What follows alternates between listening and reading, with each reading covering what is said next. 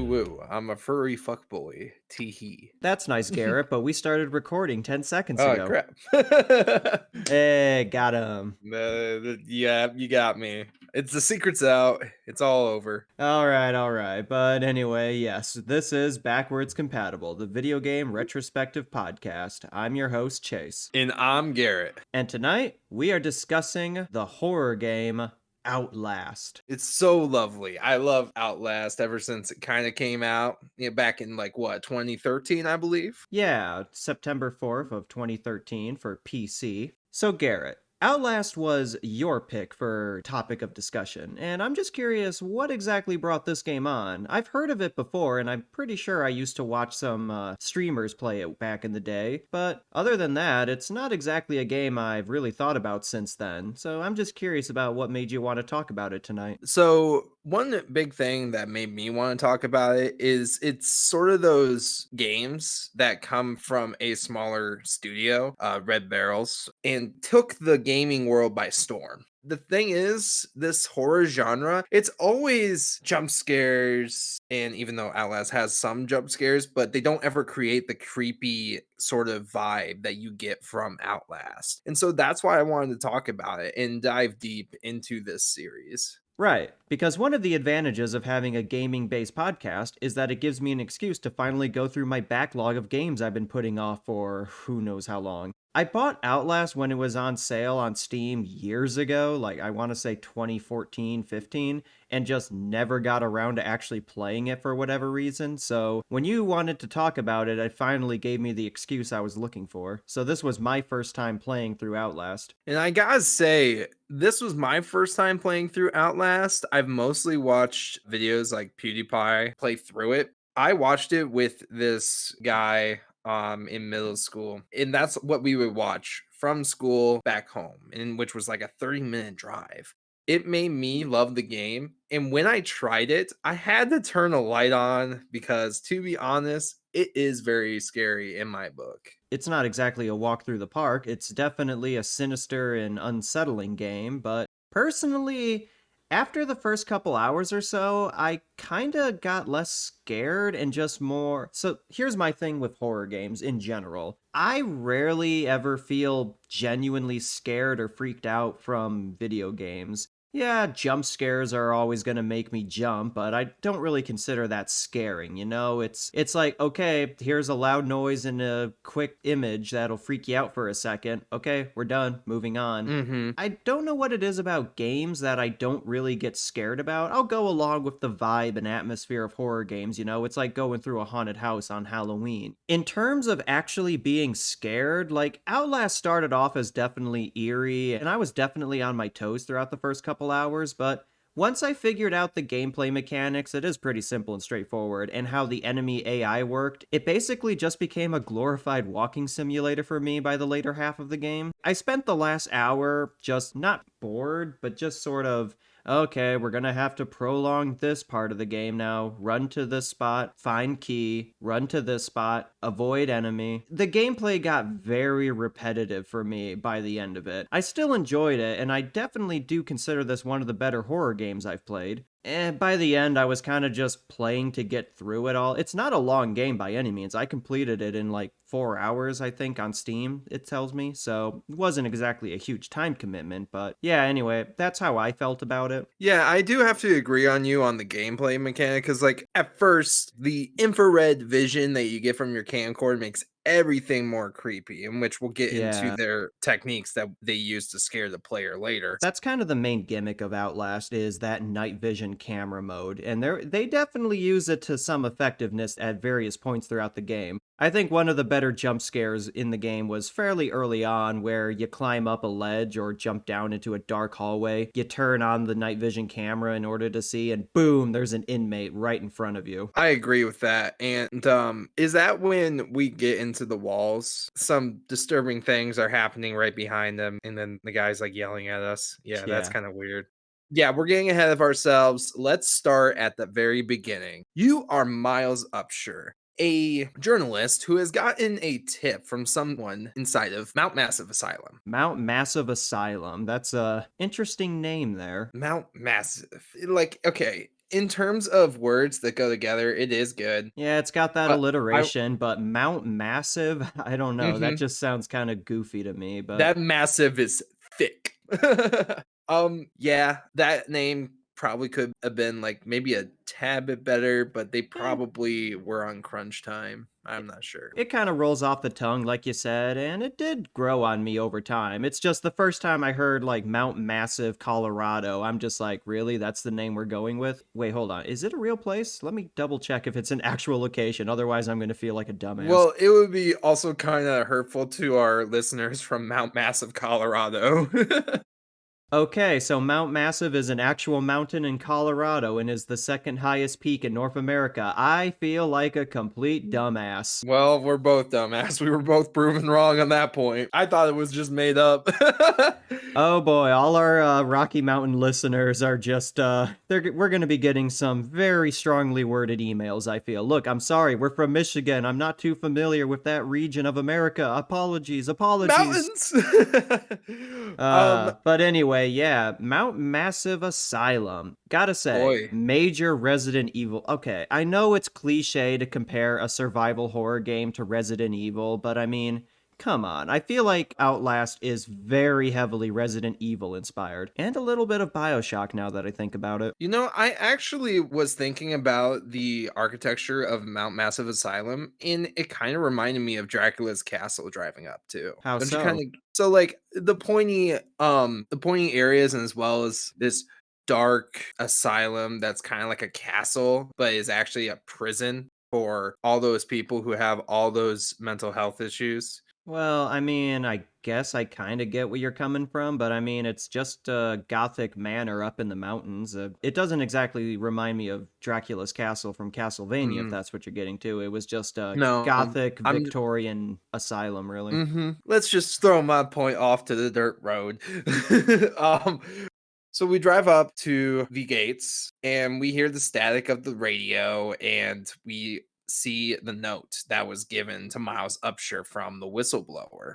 After we step out, we can tell it's kind of creepy-ish. Stereotypical stormy clouds in the distance with the mountains in the background, Weird silhouetted figures running in the windows. wolves howling at night. It checks all the marks. I gotta question exactly the survival instinct of Miles here because, look, man, I know you're an investigator. You're used to going into dangerous situations, I assume. But at what point how long did it take him to realize maybe I shouldn't go in there? Like, he's got some major horror movie protagonist mentality going on right here. It's like, yes, I'm just going to walk up to this creepy, well, it's not really abandoned manor that no one is around to respond to me or welcome me or anything. Every red flag of I shouldn't be here right now is going off. Like, there's blood on the walls the moment you walk inside and there's screaming going on. Like, dude, I would have just turned right around the moment I pulled up to this place. There's military vehicles parked right out front, for God's sake. You know, he may have thought they were just there for decoration. I wish there was an alternative ending where you just get back in your Jeep and turn around and roll credits right there. Yeah, like a nice little secret ending. Do nothing. Yeah, and I would say the scale of Mount Massive Asylum is about what I expect for a survival horror genre. Yeah, it's a really cool location. It's got every creepy vibe you're going for. It's dark, it's rainy, it's storm and lightning, it's full of insane inmates who have gone even more insane due to all the experiments that Murkoff Corporation has been running here. Not to mention, there's something a little more supernatural. Ooh, I'm sorry. It's not supernatural. It's scientific going on with the Wall Rider entity. Well, we will talk about that Wallwire a little bit when we meet some of our key characters. Yeah. Now, one of those characters that is in the window that you mentioned before, his name is Father Martin. We go through a window that was broken and we kind of traverse, kind of hearing all the screams and I believe some static of a TV. That's You walk into a room with a TV playing static on, and as you walk past, a horrific scream comes out of it. That's the first jump scare. And I gotta say, it was a good one because it still put like it's one that I knew was coming, but my hair still stood up. It's definitely very shrieky and eerie, kind of like a little banshee. Again, Miles. At that point, I would have just been, yeah, I don't need this story. I'm out of here. Yeah, I don't know why he kept going. To be honest, I think Miles is a young, hot-headed journalist who Is doesn't he take that no for an young? answer. I don't know, but he kind of gives me that since he's kind of ignoring all the red flags and just wants a big story. So putting his safety at risk. I don't know. Yeah, he never talks, which is it's the whole silent protagonist video game syndrome where everyone is talking to you and your character isn't talking back or reacting in any way, which I kind of get. I would see why he would want to just ignore the random inmates, but when people like Father Martin or anyone or of important note is talking to him and he's just silent, like he can talk. He screams, grunts, and oh my god, he never stops heavy breathing. I get it, you're panicked, and it adds to again, it adds to the horror atmosphere and tense anxiety of everything. But there are times where I'm just trying to hide and I'm like, it's okay, dude, they're gone. Yeah, like I noticed that when they walk out of a room, but I think it's important to know that having this heavy breathing and being able to hear your heartbeat as well can add the tension to the scene. But after a while, I will say it does kind of get mildly infuriating. Yeah, again, I know I feel like I'm coming across as overly harsh on it. It's just, as I said earlier, my problem with a lot of horror games is they get repetitive very quickly and they tend to overstay their welcome. By the end of this, like I said, by the end of this experience, I was kind of just ready for it to be over and it just kept going. I found myself getting more frustrated than scared at certain points, but I will say, these first opening hours are pretty good. I really enjoy how it plays with light and darkness. We're so accustomed to associating light with safety. If we're in the light, we're alright. But in Outlast, darkness is your ally because enemies can't see you in the dark, but as long as you have your camera on you, you can see in the dark and you're able to outmaneuver them and sneak around. It's when you're in the light you feel so exposed and vulnerable, and I really like that contrast with more traditional ideals. I agree with you on that point. That camcorder, I keep on trying to find batteries for that sucker, and Really? it's so hard to find batteries, even though they're kind of strewn all over the place. I didn't really have much struggle with finding batteries. Like they weren't exactly common, but I was never really scared of running out of batteries. What difficulty were you playing on? I was just playing on normal. I was playing on hard. Ah, that might explain it. Yeah, I want because like even though there's still batteries around, by the point I got to the doctor, I'm realizing, oh crap, batteries are becoming more scarce. Like I gotta save it even more because like I was saving it. I was kind of turning on and off the blinker, and I was also trying to record almost everything so that I can get that secret ending. Because apparently, if you record enough stuff, you can get a secret ending to it all. Ooh, I didn't know that. What kind of secret ending? I don't think I got it. I don't remember, exactly what it is, that's why I was hoping to, like, Well, get it. way to dash my hopes away. I'm sorry.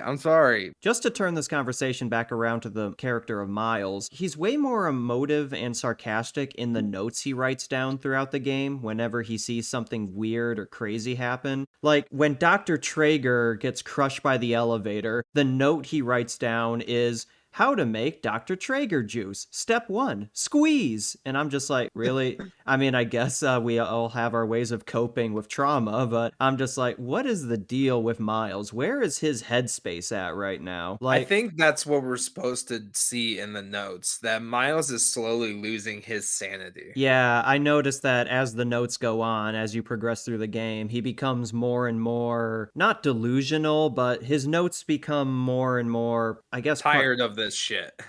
I was gonna say less tired of this shit and almost more he's kind of becoming more like the inmates. He mentions how he's hearing voices that aren't really there, how he's seeing things that shouldn't be there. And I feel like the game doesn't necessarily expand on that all too well. It could just be the wall rider entity messing with him like it does with the camera at times, but So we continue on our way and we open a door and we see a corpse fly in front of us. And boy, oh boy, does Miles scream, and that scares me. I know I heard this from one of them. I think it was the music composer. They were going to attack the player, scared the player. That's what they want to do. They want the player to be the one to get scared, not you living through Miles. I mean, I think that's true of pretty much every horror game. Yeah, but I feel this, and to me personally, Outlast is a great example of how to do it compared to others because Others, I feel like it's still like an action game, whereas with Outlast, it has that atmosphere and it also rides on the stereotype of psych places kind of being crazy and stuff like that, which is not true. There are patients who have issues with their behaviors and stuff like that, but they're still people, just saying. Like, Yeah, that psychiatric hospitals are not like this at all. There might be no. one outburst, but that's because they probably didn't get enough sleep. Well, they're not really called asylums anymore. That's definitely an antiquated term, but yeah, Mhm. people with mental health issues, they just like these kind of places, they're just hospitals at the end of the day, and we all have our own issues that we need to find ways to deal with and treat. And with Outlast, it's definitely leaning more into that stereotypical horror side of mental illness and asylums and all that. So, it's not exactly the best depiction of these type of facilities. No, full disclosure in terms of my own personal thoughts, like if you have mental illness, I know I do and I take treatment for it. Don't be afraid to seek help. It doesn't make you a horrible monster. It's just something that we all need to heal and overcome in our own way if we are capable of, and I think we are. And there are 24/7 hotlines as well if you need somebody just to talk to, and they'll be there for you. Exactly, exactly. Anyway, on to more male dicks waving around. So, Wait, male we dick. go Why did I specify? Okay, never mind. I don't know why, but Yeah, this game has full frontal male nudity. You are seeing them hang some dong in this game. mhm, I'm pretty like, sure they were gifted. They were gifted with a gift. I'm pretty sure uncircumcised for most of them too. Mhm. So, as we continue on, a body is impaled and tells you to leave. And this is another one of those warnings that Miles should just turn around and leave. I feel like at this point he's a little too deep in. It's like it took you this long to realize it. As we start sliding through some cabinets, we hear little pig grab. Oh boy, it's a big monstrosity. It's a big boy. It's It's Chris P. Walker. Chris P. Walker. Okay, I get it. Yeah, like I don't know if P is, but I always call him Crispy Walker Uh, because it's like crispy bacon. Play on that little yeah. news story. Yeah, Chris Walker, or just Walker, he is a big, hulking, beefy guy, and he serves as the main antagonist throughout most of the game. He's the biggest threat you have up until you really get into the Wall Rider entity by the end of it. He used to be, I think, a security guard or something like that, working at the facility. I found a document that talked about him. He's 32 years old, and yeah, I think he was just an inmate. Something like that, yeah. Well, of And course, all the then inmates were being experimented on by Murkoff Corp, so you wouldn't think he would be very smart in terms of the stereotype of big beefy guy in asylum walking around. I He is also on a mission. I feel like the developers were kind of give him a sort of nemesis vibe from Resident Evil in that you're always on your toes wondering where he is. He could attack you at any time, but Walker is only in specific areas of the game. You don't have to worry about him 24/7, which personally I'm more for. I don't like constantly having to look over my shoulder or always be on my toes at every second of the game. I don't like to be that tense all the time. I have that in real life to worry about. If you can avoid him by hiding in the dark and walking corners around, when he shows up, it's always like a, oh shit, I gotta get out of here feeling, but you can more or less, if you play your cards right, you can avoid him fairly easily. And even if he catches you, I don't know if this is just because I was playing on normal difficulty, can he just instantly kill you in hard? Because on normal, he has to attack you twice to kill you. Yes. So every time I've died to him twice, and each time it was one hit kill. Okay, with your talk on being sneaky, I can tell you that in the sewers, he is pretty easy to get around. Not gonna Yeah. lie in that section. The sewers were really So cool because when you're swimming through the water, you hear splashing and a bunch of water rise in front of you like something just popped out, but there's nothing there. Another mhm, instance of the game deliberately messing with you with, I guess, fake scares. Not mhm. exactly unique to Outlast, but I appreciate it nonetheless. I like it when games kind of do that. I know Silent Hill does that a lot of, is there something actually behind that door making noise or not? Guess we'll find out. Chris Walker, he chucks you out. You now fall onto the floor. That's kind of like the main help desk area. This game really doesn't want you to have any sort of offensive weapon. There is no debris or pickups or weapons lying around, not even kitchen utensils. You pass through Mhm. like a couple cafeterias of the asylum, and there's nothing there. There's no sporks, there's no forks, there's no spoons, knives,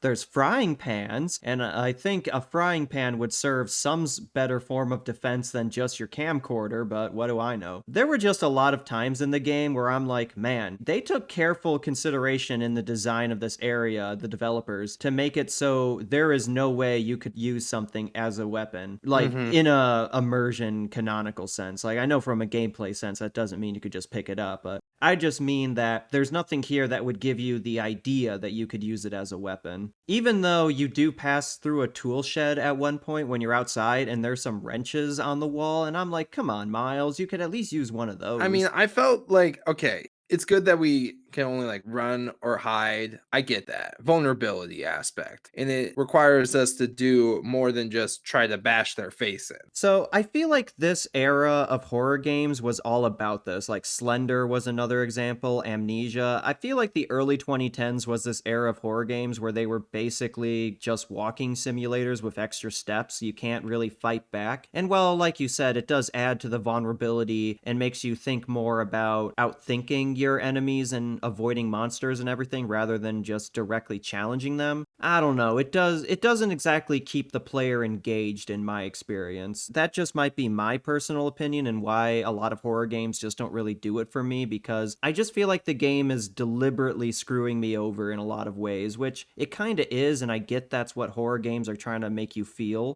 I just became not even scared of like some of the random inmates that were chasing me. Like the part where you drop your camera and you have to go down a few floors to pick it up and then you get swarmed by like 5 inmates with bats. I'm just like, okay, I get it. They're chasing me. I can't hide from them. I just have to outrun them. Okay. Wow. Oh, wow. We're doing. Parkour. I was just tired of it. I just really wish that there was more to the gameplay than just running and hiding. Even if we can't really kill the people, it would be nice. High risk, high reward. We hit them and they're kind of crippled for a few moments. Something like Yeah. that would be nice. It shows Yeah. that you don't always have to run and hide. It's recommended because it's harder to hit them. I feel like a good halfway point would be how Alien Isolation did it, where you can kill certain enemies, but the main baddie, the xenomorph, you can't harm at all. You can just scare it off or avoid it. And I think that could have worked here in Outlast, where you could handle the normal inmates well enough, but Walker or the Wall Rider entity would be virtually invincible to you. Yeah, it would have been nice to have that, but I'm not we're saying not saying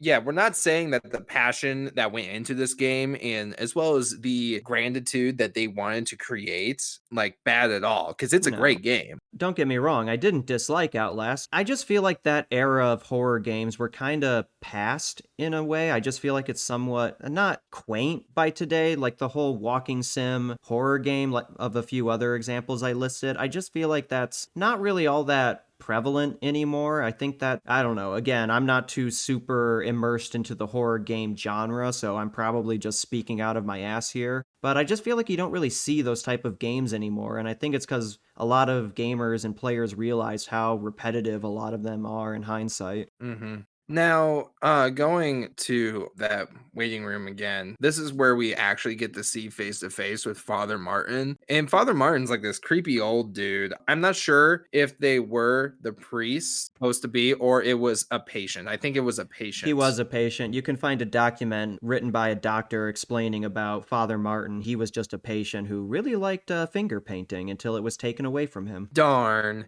Now he won't be able to write his messages. Him and Dr. Traeger definitely gave me some Bioshock vibes in terms of character. It's like all the religious Mhm. messages in blood written around, all the iconography. It definitely gave me some Rapture vibes. Now, I'm just going to kind of summarize the big part and then we'll talk about the other key characters. Father Martin wants to keep you in the asylum because you are going to be the witness. And he's asked everybody to not hit you or harm you, but they don't actually like listening to each other. So you kind of have to dodge everything else. And then about halfway through ish, you meet Dr. Traeger. So Dr. Traeger is quite a character, don't you say? Yeah, I think he's probably my favorite designed character in terms of his appearance. I like how he's completely nude. He's got all these stitches and scars on him. He's just wearing a bloody apron. He's got really cool goggles and like a weird, what was it? Like not a mask kind of going on, but Well, he does have a mask on, but he's wearing it improperly, right, where that's it. like it's only covering his nose and upper lip, and he's talking out of the bottom half. It's just like Yeah. it's kind of And funny. It kind of looks like a flying diaper on him. yeah, and he's got those big scissors, like those garden shears for his He's operations. Edward Scissorhands. What does Father Martin call him after you escape from Traeger? He calls him like a secular psychopath or something. I like how Something Traeger like and that. Martin are at odds in terms of religion. Father Martin is, of course, a delusional priest, or at least thinks he's a priest. And Dr. Traeger is a man of science and medicine. Now, just sit still while I cut your fingers off. It's all in the name of modern medicine, you understand. Cut this guy's tongue out because I didn't want to lick my stamps no more. There's a line he said where he's just kind of ranting to Miles after he's tied Miles up in the wheelchair. He's like, "You're that crazy religious fanatic's little pet or something. You know, I tried explaining to him how God died alongside the gold standard." And I'm just like, okay, Mr. Redditor here. Mhm. Yeah, and also I do like his personality, not gonna lie. Yeah, I I like like how he literally shows us the courtyard and is like, "Would you like to step outside and take a walk in the breeze?" he is definitely the most talkative of all the inmates aside from Father Martin, and he's just way more nonchalant and not necessarily carefree, but he just seems way more detached from what he's actually doing and what's going on around him. I agree with that statement. Yeah, he's the archetypical mad scientist doctor type of character. And He's then he kinda look like a bionicle too.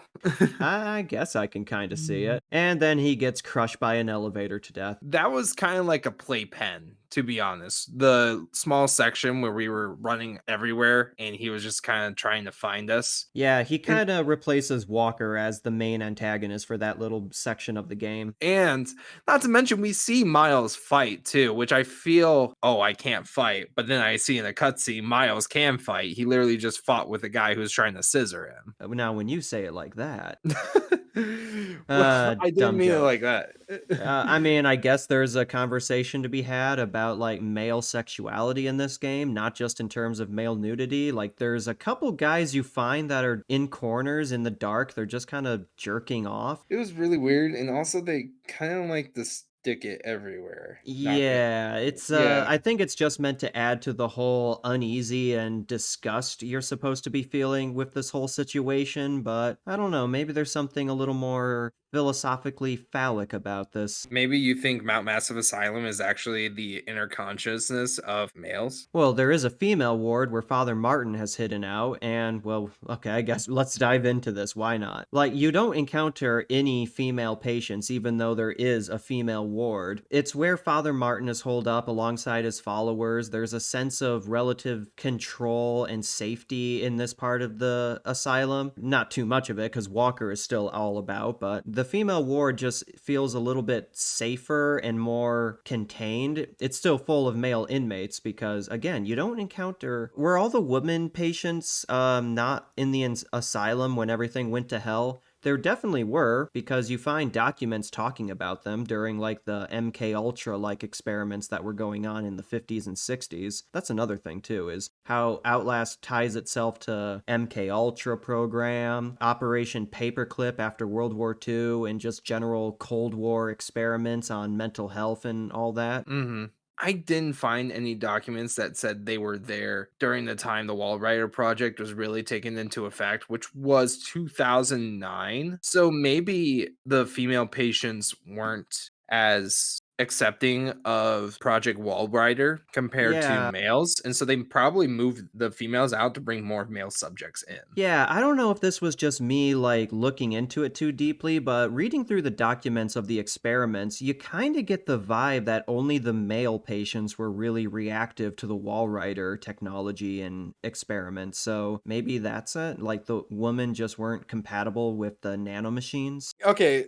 So Project Wallrider is a experiment of sorts to put nanomachines into a person, kind of be able to control these nanomachines and become a super soldier for them. In this case, in Mount Massive Asylum, it went awry, and pretty much everyone died when they found a good host in the name of Billy. Huh, nanomachines in Colorado. Where have I heard that before? Are you trying to tell us something, Colorado? This is another thing that I feel like kind of dates the game. So let me get into it. So the main head of all the Wallrider experimentations was a former Nazi scientist, Dr. Wernick. Vanicky. I thought it was Wernick. Vanicky. Wernicke. All right. So he was a Nazi scientist who was brought into America for Operation Paperclip, which, for those who don't know, that was a real thing after World War II, where a lot of top German scientists were taken by either the United States or the Soviet Union to work on weapons and other Cold War experiments.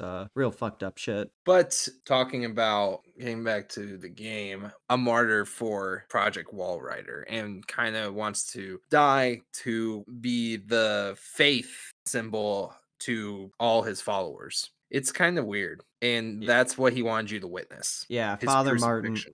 His crucifixion and immolation. Wanted you to show the world. Well, sucks for him, because the world will never know unless you played the Whistleblower DLC. After this whole thing, Father Martin gives us a key, which takes us to an elevator. We hit the elevator, but then it actually takes us down instead of going up to It go to the main entrance. it keeps going down, down, down. And now we're in the basement, and whoa, it is very different down here. It looks like it was clean and it's sturdier and it's It's way more modern. it's so bright. If you actually turn on the night vision camera, it's just pure light other than the doorway. It's just white void. Now, this is where Project Wallrider and all the executives sort of hung out. The Wallrider entity is a really interesting mechanic for the game. You first encounter it when you're running around outside and you walk through that tool shed I mentioned earlier. You just open a door and boom, there's the Wallrider entity. You can only see it in night vision mode, and it's this ghostly specter that flies towards you, shoves itself right in your face, and then just disappears. You know, And there's actually earlier encounters with the Wallrider that you've had. oh, really? Yeah, so when you were in the sewers and you went through that first tunnel, like, okay, so if you didn't have your night vision on, but you had your camera, you would see a black blob. But if you turn on your night vision, you'll literally see a black smoke kind of go from left to right.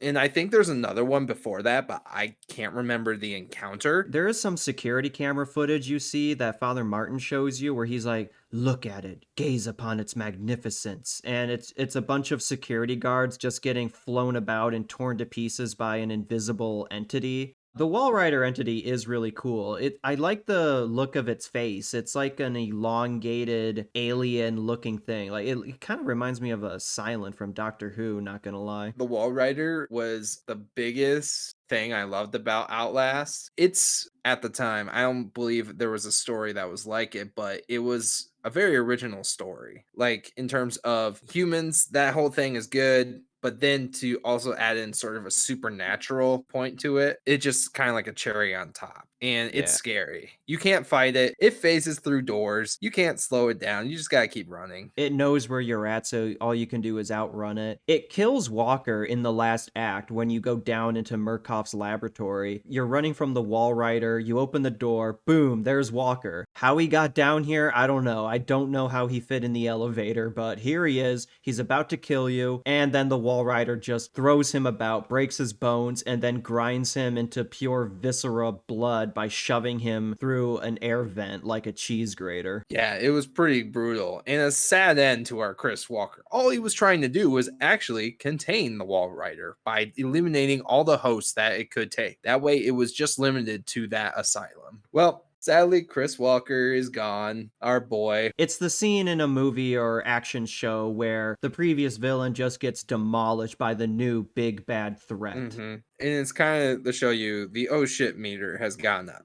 It's also right after Walker gets graded on his performance that you run into Dr. Wernicke in his lab. He's still alive. He's wheelchair bound and hooked up to a bunch of oxygen, but yeah, he's still kicking over 100 years later. And boy, has he seen better years. Yeah, he's not exactly the goose stepper he used to be, but Basically, Wernicke's like, so anyways, Billy Hope is linked to Wallrider. So Billy Hope it was the inmate that they found very compatible with their nanotechnology experiment. Well, they didn't know how to contain it, and that's what led to the big downfall of the whole operation. So Wernicke orders Upshur to find Billy Hope in the laboratory and kill him by shutting off his life support. and he explains how he kind of sees Billy as a pseudo son, or at the very least, Billy sees Wernicke as a father figure of sorts, so that's why he's been spared. That's kind of scary to me. Like, can you imagine if you were just seen as a family member to the guy who killed an entire asylum? Now, this is something that kind of chilled me a bit in this section. As you're walking through the lab and checking all the rooms out, there's just a bunch of organs and blood splats everywhere. And I'm just wondering, how did all this go down when the Wallrider entity went berserk and got loose? Were these scientists and security guards just kind of chilling one day and then splat, they all just exploded into viscera? I think Or, maybe Wallrider kind of went inside them and then exploded on the inside. ugh, that's That disgusting. might have been what happened because I feel like that's highly possible. I do like how the game kind of makes fun of its own premise in one of the documents you find. There's a document you can pick up in the lab by a woman scientist, Jennifer, I think her name was written as. And she basically just states how stupid it is that they're hinging all their experiments and data and long term hope on the word of a senile old Nazi when they could be Mhm. putting all of these resources into something a little more scientifically sound, I guess you could say. Mhm. Going back to the whole this is about male identity or whatever, she offers an alternative of like, I don't know exactly what she's describing it as, but it's written as a sperm protein engine. I don't Hmm. know what that could be referring to, but I I don't know either. yeah, that just kind of caught my eye of like, okay then. Yeah, that's kind of weird. Moving on from the sperm protein bank. Yeah, I don't um know what that was about. After you kind of kill Billy, well, you do kill Billy, and you kind of see the orb turn into a bloodbath. The Wallrider entity, Billy, he's in this glass bowl kind of thing that's hooked up to a giant. What are those things called? The things that scan your brain.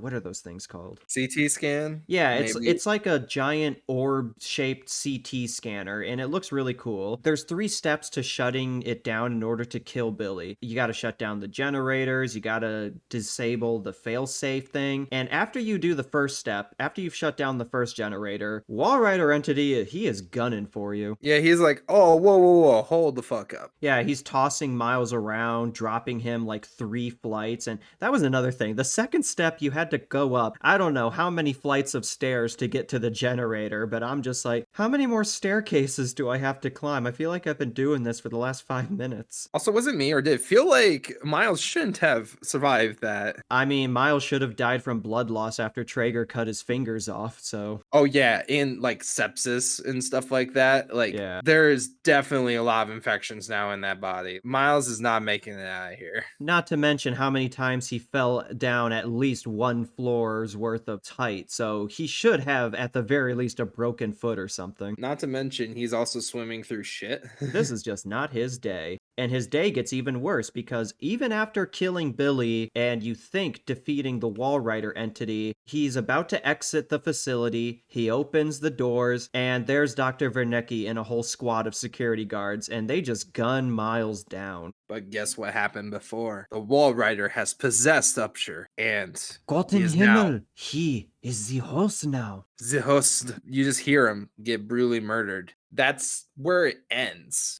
But then there was the Whistleblower DLC. They follow Wayland Park, who is a software engineer who has been helping with the kind of fixing all the kinks and stuff in the system. That way, Project Wallwire can be smoother. But after repeated exposure to, well, Project Wallrider, he's like, okay, I gotta tell somebody. So he sends an email out that we actually receive as Miles Upshur. The company has gotten wind of this. They now put Waylon into a small box. And now this creepy guy, really creepy guy, starts licking up all up on your face. Like, that's kind of weird to me. And I want to say that's kind of what they were going for, but like, that's a little too much in my book. Like, the guy's not even a patient, but it also shows how insane they are too, that they're no different than the patients they're meant to treat. Actually, probably, I would say worse. Yeah, that's pretty much the whistleblower. You kind of follow the same thing. You meet some newer characters like Eddie, who wants you to be his wife, so tries to cut off your parts. And There's then, also Frank Manera, the cannibal. oh, yep,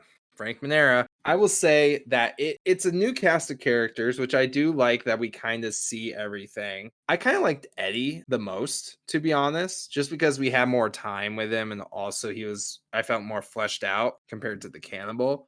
But once we leave the asylum as Waylon, we see Upshur's vehicle. But then we see Miles Upshur walking out as the new Wallrider host. Now, I feel like Wallrider has taken control of Miles at this Yeah. point. He killed Vernecki down in the laboratory alongside all the security guards. He has become the new entity. The Wallrider is the main pilot, and so all Upshur can do is just watch it all happen. And then at the end of it all, Waylon sends out all the information that went on at the asylum, knowing that it's going to put him and his loved ones on Murkoff's hit list, but he doesn't care. The information has to go public. And so ends the whistleblower. And so ends Outlast 1. Mm-hmm. Because there were sequels. Well, a sequel with a third game planned for this year, actually. Outlast 2, which came out in 2017. I haven't played it myself, but I've heard mixed things about it. I've heard it's not as good as this one. Yeah, I mean, I've seen the playthrough. It doesn't seem as complicated as this one was. It really dives into the spiritual. And like I said, there's a third game that should be coming out this year called The Outlast Trials, which will be taking place during the Cold War. So yeah, the series lives on. Closing thoughts on it, Garrett? I know this was a bit shorter for us, but I think we got quick and to the point on this one. Yeah, I will say this game definitely challenged my own experience because I'm not very brave in terms of scary things because I get scared real easily. But I will say this definitely got me out of my comfort zone, and I'm actually glad I played it. Yeah. Because even though I watched I watched it over and over again and I knew what was coming, it still scared me. And I feel like that's a good turning point to kind of become just a little more braver, which I feel that's why games can influence your personality in a positive way. And as for me, I know I was a little harsh on this game throughout Yeah, our man, you were kind of dragging it through dirt. what can I say? I'm just not a horror game person. I just kind of, I guess I've seen how the sausage is made on them a little too much. I know how the mechanics work, and I've taken too many peeks behind the curtain in terms of game development, so the scares just don't really do it for me. That said, I enjoyed my time playing through Outlast. I can see why it's been considered one of the better horror games out there. It definitely got me a few times. Gameplay mechanics aside, I thought the atmosphere was great. I thought the themes were interesting. Yeah, it was just a really nice little playthrough, and I do personally recommend it if you're looking for a nice, creepy gaming time. If you'd like to email us any questions, feedback, or just send some good vibes our way after this horrifying experience, then you can send it to backwardscompatiblepod@gmail.com. I've been your host, Chase. Now, I've been Garrett. We'll see y'all later. Little pig, little pig. Death and taxes! Death and taxes!